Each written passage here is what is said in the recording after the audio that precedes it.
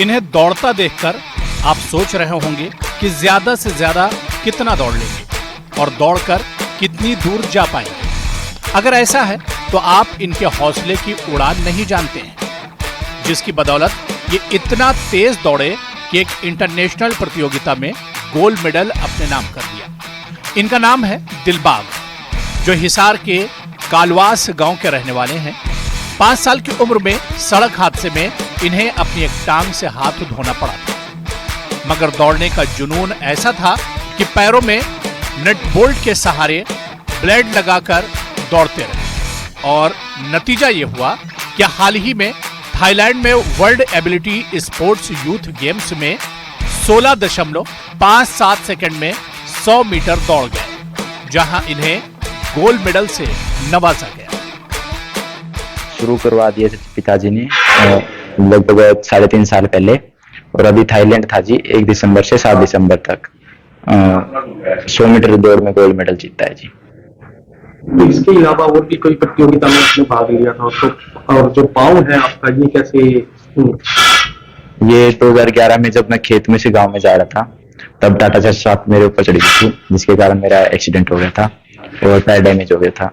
उसके बाद से मैं गेम में चल रहा हूँ, स्कूली खेले, फिर नेशनल खेले हैं, अब ये मेरा पैटर्न है इंटरनेशनल था। दिलबाग बताते हैं कि सालों पहले एक प्रोफेसर ने इन्हें एक पैर पर दौड़ता देखा था।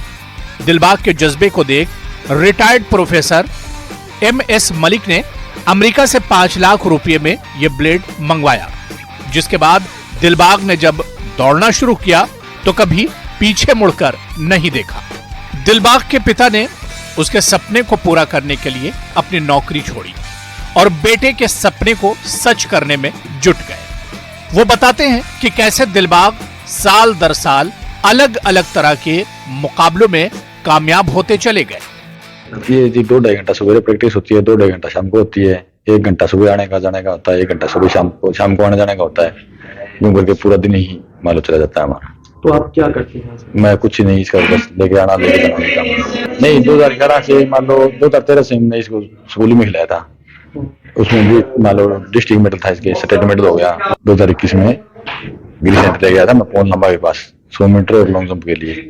फिर ये हमारे को ब्लड एबिलिटी पोस्ट में फ्री, और फिर हम वहां से मान लो गिरी सेंटर से चलते हैं दिल्ली सुबह शाम। 2-3 बार नेशनल में लेके गया था, एक नेशनल का पहले मेडल है, अभी ये इंटरनेशनल में गया था थाईलैंड, वहां मेडल है। तो पूरा दिन प्रैक्टिस में पूरा दिन।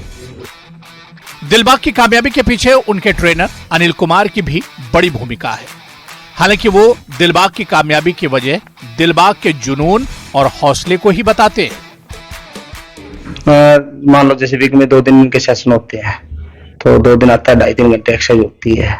और जज्बा तो ये है कि हमने इसने मोटिवेट किया है, जब हम सपोर्ट करने लगे, हमने देखा है इतनी मेहनत कर रहा है, मतलब रियली चांसेस है ऑल इंडिया में इकलौता बच्चा ही है इतनी मेहनत करने वाला। तो फिर हम भी इसके साथ जुड़े हैं, मैं चलो भी इसका साथ देते हैं, थोड़ी सपोर्ट करते हैं। ये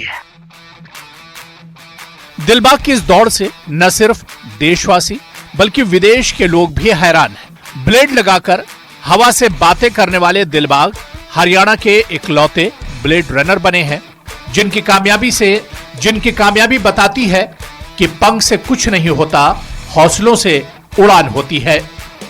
दीपक सैनी, न्यूज़ 18 हिसार। और बुलेटिन